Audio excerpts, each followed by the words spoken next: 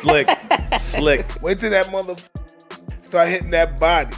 Yeah. Alvarez hit that body. Look how slick. Mike, look how slick he is. Oh, he's going to get in August of 2024 against Israel Madrimov to make him a 4-division champion.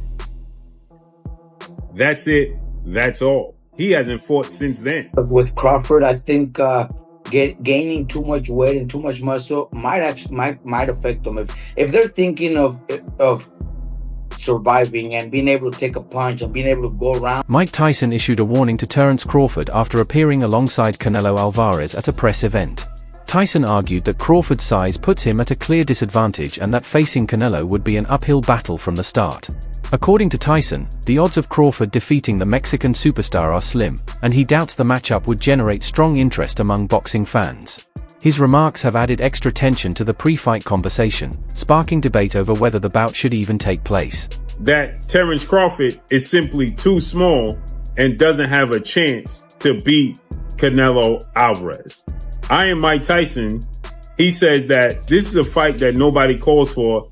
It's just simply too much of a size difference. Shannon Briggs is the believer in styles make fights, skill set, and the skill set of Canelo Álvarez versus the skill set of Terence Crawford favors the skill set of Terence Crawford, not only just to win, but to possibly stop Canelo Álvarez for the first time in his career. Now, Canelo Álvarez is a first ballot Hall of Famer. Terence Crawford is a first ballot Hall of Famer. Terence Crawford is 4-division champion, undefeated, 2-division undisputed champion. Canelo Álvarez is a 4-division champion, 2-time undisputed super middleweight champion, and reigning undisputed super middleweight world champion with a record of 63 wins, 2 losses, 2 draws, 39 wins by way of knockout. Gabe Rosado, a seasoned figure in professional boxing, weighed in on the possible showdown between Terence Crawford and Canelo Álvarez. Rosado suggested that Crawford may not pack the kind of punching power needed to seriously trouble Canelo. While he praised Crawford's sharp technique, quick footwork, and accuracy, he questioned whether those skills alone could offset the sheer strength and presence Canelo brings to the ring. Rosado noted that Canelo has stood toe-to-toe with some of the sport's heaviest hitters and taken their best shots without faltering, a fact that casts doubt on Crawford's chances of inflicting real damage. In Rosado's eyes, the disparity in power and toughness would be one of Crawford's biggest obstacles in this fight. So I don't see how Crawford could hurt Canelo, because Canelo's been in there with Kovalev, he's been in there with Bivol, you know what I'm saying? He's been in there with big punchers, you know what I'm saying? So it's like, how can a guy that's really a 47-pounder, even though he's up in weight, I don't see how he can hurt Canelo. You know what I'm saying? It just feels complete, because your body is different to absorbing a bigger blow. So, you know what I'm saying? But it's like, when I sparred the guys in the lower weight classes and they hit me, bro, it's like, no disrespect, but it just feels like you get hit with a pillow. It's just different. It could be a murderous puncher at 147. But if I'm walking around 185 and I'm a solid guy and I'm used to fighting guys, you know, with a different kind of power, and I spar a guy that's a welterweight, it feels like... Boxing analyst Showbiz the Adult gave a blunt assessment of the potential Terence Crawford versus Canelo Álvarez fight, expressing doubt that Crawford could come out on top. He attributed his opinion to the significant differences in size, strength, and style between the two fighters. Showbiz highlighted that Canelo's track record against world-class opponents in multiple weight divisions has armed him with the tools to shut down fighters with Crawford's approach. Although he credited Crawford's adaptability and high boxing IQ, he argued that those traits alone wouldn't be enough to overcome Canelo's power and command of the ring. In his eyes, the odds are stacked heavily in Canelo's favor, and Crawford would need to deliver something truly exceptional to flip the script. Man Films. What up, Biz? Who you got? Canelo Crawford. Yeah. Got Canelo. I heard the punches that he hit Charlo with. I don't know if Crawford can absorb those punches. I know he's a great man and a great warrior. When you come from 147 to put on a better fight than Charlo, I mean, I don't even know what that means. I don't know if that means that Crawford is so great and he can do that, or that means that Charlo set the bar so damn low that anybody could do better than Charlo did last night. Do skill really pay the bill? Because that would be tested. Pay the bill. That's why Canelo. Renowned boxing trainer Robert Garcia voiced his concerns over Terence Crawford's plan to add substantial weight for a showdown with Canelo Álvarez. Garcia cautioned that rapid or excessive weight gain can take a toll on a fighter's quickness, endurance, and overall sharpness inside the ring. He warned that the extra bulk could slow Crawford down, stripping away one of his biggest assets, his speed. Addressing comparisons between Crawford and Floyd Mayweather, Garcia dismissed them as inaccurate, noting that Mayweather never relied on bulking up to face bigger opponents. Instead, Mayweather's success against larger foes came from his agility and precision. In Garcia's view, the physical strain of competing at a much higher weight could put Crawford at a disadvantage before the fight even begins. I think gaining too much weight and too much muscle might affect them. If they're thinking of surviving and being able to take a punch and being able to go rounds, then they're trying to maybe go the distance and they'll be happy with that. But I think Crawford's natural talent, Mayweather had it. You know, you guys were just mentioning right now that Mayweather never needed to gain weight and never needed to be heavy to be able to beat those bigger guys. I think Crawford's skills, we give Crawford a chance because we know how good he is, how, you know, his skills, his speed, his combinations. But if he's gaining so much weight, he might not be able to do those. He might not be able to have those same skills when it comes to his speed, his footwork, because of the weight. So we'll see. You know, I just hope he's not just training and getting big to survive and go the distance, because maybe that's a win for him. Maybe he's thinking, if I go the distance with him, that's a big win for me. So, you know, I just hope not. I expect Crawford to actually pull up some runs and maybe even pull up the fight.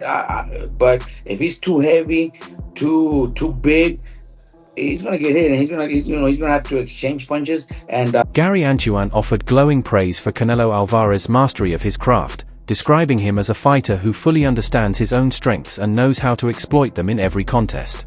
According to Antuan, Terence Crawford can't simply strip away what Canelo has spent years perfecting. From slick defensive head movement to pinpoint counterpunches and punishing body shots, Canelo's toolkit has been sharpened through battles with elite opponents. While Antuan acknowledged Crawford's adaptability and ring intelligence, he emphasized that Canelo's ability to dictate the fight's pace and impose his preferred style makes him an especially difficult opponent. He added that when a fighter reaches Canelo's level of confidence and efficiency, breaking that rhythm becomes a near impossible task. To master his style. Now, typically, Latinos, they got their own style versus melanated black people. Having like more rhythm, more flashiness and panache to their stuff, more swag. Yeah. We just fight different than other ethnicities. If you want to throw Amir Khan in there, his ethnicity, he was in and out. Yeah, that's the European kind of style. Textbook, you know, but that was his style. Canelo got his style and he mastered it. Terence Crawford cannot take nothing away from him.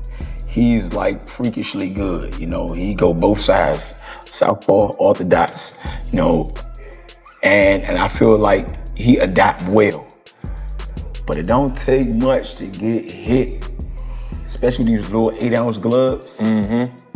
He cannot slip up. He cannot slip up. He gonna have to stay set from bing to bing from round 1 to 12, and he better be in shape. I'm talking about like not 12-round shape. I'm talking about like 16-round shape.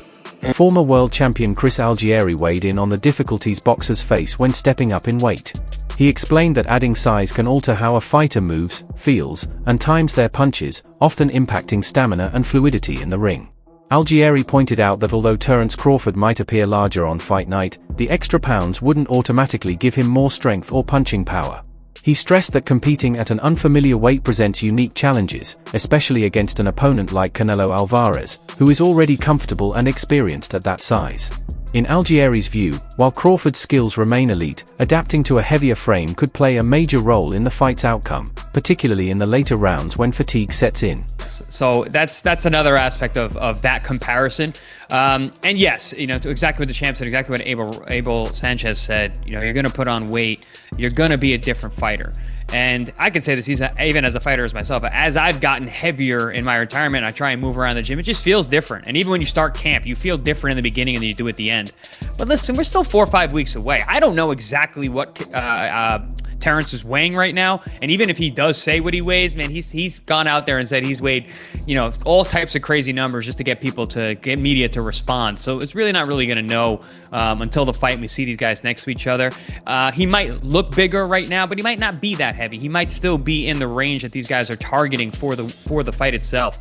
But I will say this, if you look at it historically, Floyd Mayweather, when he fought Canelo Álvarez, Floyd was 36 years old. Canelo was a young man. I think he was 21 or something like that, or 23, under 23, whatever the case may be. Floyd came in how Floyd always comes in. He didn't try to put on weight for that fight. I think he came in 150 pounds, like he always did in his big fights, and even at 36 years old. And it was his speed, it was his technical proficiency, it was his skill and his jab, which is what gave Canelo fits all night long and eventually why he lost 11 rounds to 1.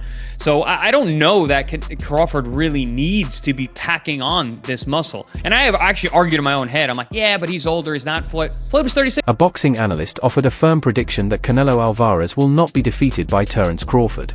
The assessment was blunt. Without the power to make Canelo respect his punches, Crawford would face an uphill fight from the opening bell. The analyst argued that the physical gap between the two makes it unlikely Crawford could endure Canelo's heavy shots over a full 12 rounds. With a proven chin, considerable strength, and the ability to dictate distance, Canelo could force Crawford into a position where mounting a consistent offense becomes difficult. While acknowledging Crawford's achievements, the analyst concluded that Canelo's physical dominance and toughness would ultimately tip the scales in his favor. Before pounding his own, the undefeated phenom. He said that he sparred Canelo Álvarez. And he hit Canelo Álvarez with his best shot. His best shot. This is a power puncher. Yeah, he's smaller than Canelo Álvarez, but let me further explain. Canelo Álvarez didn't feel nothing. Nothing. And some of y'all gonna be like, well, yo, that's Virgil Ortiz, he's smaller. Canelo Álvarez didn't feel nothing with Triple G. Canelo Álvarez didn't feel nothing versus Kovalev. Kovalev killed the man in the ring. Canelo Álvarez didn't feel nothing with Daniel Jacobs. Canelo Álvarez wasn't even demoralized by Dimitri Bivol. He just got outboxed. He didn't hurt Canelo Álvarez. Canelo Álvarez, you see how we say Iron Mike Tyson? Well, Canelo Álvarez has an iron chin. Terence Crawford. And also, put it this way, after the fight with Jermell Charlo and Canelo Álvarez, and I spoke to Jermell Charlo. Jermell Charlo basically said that, yo, Canelo Álvarez couldn't feel my punches. I hit Canelo Álvarez with 2 left hooks and he didn't even feel nothing. Jermell Charlo was Iron Man Jermell Charlo. The 154-pound undisputed. You know what I'm saying? Yeah, he's not active right now, but we all know he was a knockout artist that got all his belt by knocking out every opponent to become undisputed, ladies and gentlemen. Canelo Álvarez has gotten hit with the most devastating punches in his generation, 175 and 160. Fought the likes of Kirkland that was known for power. Former boxer and commentator Willie D offered a thorough breakdown of the potential Terence Crawford versus Canelo Álvarez bout. He noted that Canelo is younger than Crawford, a factor that can carry real weight in boxing. Alongside age, Willie D pointed to Canelo's height advantage, which could help him control range and set the tempo of the fight. He emphasized that age and size are far more than just statistics. They influence reflex speed, recovery ability, and how well a fighter can take punishment. In Willie D's view, these physical factors alone would present Crawford with significant obstacles, even before considering the technical side of the matchup. 34. Bud is 37. So you give that edge to Canelo because in boxing, youth is a commodity. Height. Canelo is 5 feet 7.5 inches tall. Terence Crawford is 5 feet 8 inches tall. So you give the slight edge to Terence Crawford right there. The reach. Canelo is 70.5 inches tall. Terence Crawford is 74 inches tall, which gives him an almost 4-inch reach advantage. Their weight, Canelo is a middleweight and Bud is a lightweight middleweight. Records. Canelo is 63-2-2, 39 knockouts. Bud is 41-0 with 31 knockouts. Canelo's last fight was a victory over William Skull. It was a unanimous decision on May 3rd, 2025. Bud last entered the ring on August 3rd, 2024, where he defeated Israel Madrimov. John Ryder, who has shared the ring with Canelo Álvarez, gave a frank take on how a matchup with Terence Crawford might play out. Speaking from personal experience, Ryder described Canelo's approach as a blend of constant yet calculated pressure, the type that wears an opponent down both physically and mentally. He explained that Canelo's edge isn't solely in his punching power, but also in his ability to keep a steady, demanding pace while dictating the flow of the fight. Ryder observed that even talented, determined fighters can find it difficult to match that intensity when every exchange feels like a battle of endurance. In his view, while Crawford's precision and fighting spirit are undeniable, they might not be enough to withstand Canelo's sustained attack over a full championship distance. Ultimately, Ryder believes the mix of strength, tactical pressure, and big fight experience Canelo possesses could prove too much to overcome. I think you just got to watch the Bivol blueprint, the in and out. I mean, a lot of fighters getting stick now for being runners, Tom and Jerry and whatnot. But stick to what you're good at. Terence Crawford is an exceptional talent. He's won titles through the weights, undisputed at, 3 weights now. And listen, if anyone can do it, it's him. I think the weight will be too much of an issue. Canelo is a special talent. And I think the weight will play a factor in the fight. But listen, Canelo once done it and made the step up to super middleweight. I would like Crawford to be more at light middle and middle to build into it, but you take these opportunities when they come, and that's what greatness is, chasing.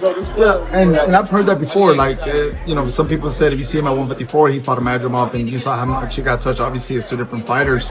But why do you think he should probably? You think he should have probably taken another fight, maybe at 160 or maybe another one at 168? He needs to build into it a bit. I think the fight with Madrimov was his first fight at 154. At 154, and listen, he's still developing and growing into that weight. He could have done with a couple more there, then moved up to 160. But it's all being done as a bit of a rush. So he's not going to be fully. He's not going to have time to put the muscle on to build into the weight, and he's obviously going to do it with the intention of getting back down to 154 and taking on other challenges. So it's not a long-term goal for him to stay there, but like I say, Terence Crawford is an exceptional talent. I remember watching him beat a good friend of mine, Ricky Burns, and it's like since that day I was just, my ears pricked up and I took notice, and every time Terence Crawford boxed, I watched. While much of the commentary has leaned in Canelo Álvarez's favor, Coach Anthony offered a more measured perspective. He acknowledged that Canelo holds the natural size advantage and has extensive experience competing in higher weight divisions. However, he cautioned against writing off Terence Crawford. Anthony highlighted Crawford's high ring IQ, adaptability, and ability to switch seamlessly between stances, tools that could present Canelo with problems he hasn't often faced. He argued that although Canelo has gone up against numerous elite opponents, Crawford's blend of timing, creative angles, and killer instinct makes him a genuine threat. In Anthony's view, dismissing Crawford outright would be a mistake, as his skill set could create crucial openings even against a champion of Canelo's caliber. Okay, but we have to break some things down into perspective here. First and foremost, Terence Crawford is a very strong 147-pounder. He's not a regular guy. He's not a regular 147-pounder. Another thing is, he's an extremely determined fighter. That guy's a winner. He's cut from the same cloth as the Andre Wards, the Floyd Mayweathers. That you only get certain fighters that come across in a decade that have that kind of aura and that kind of determination to win. Now, if we want to break it down fundamentally, don't get me wrong. Canelo is a strong fighter. You know, he's proven himself. He got a great chin. He's fought some of the best fighters that you can ask for. But he's not that much bigger if you ask me. They're about the same size and height. Now, don't get me wrong. He's a little bit wider. He's a little bit, thicker, right? Like, as far as his frame goes. But we got to be honest here, man. He's not that. It's not like we're fighting Benavidez here, okay? We're fighting a guy that he can still get his jab off. He can still use his footwork. He can still use his defense to go ahead and evade some of these punches.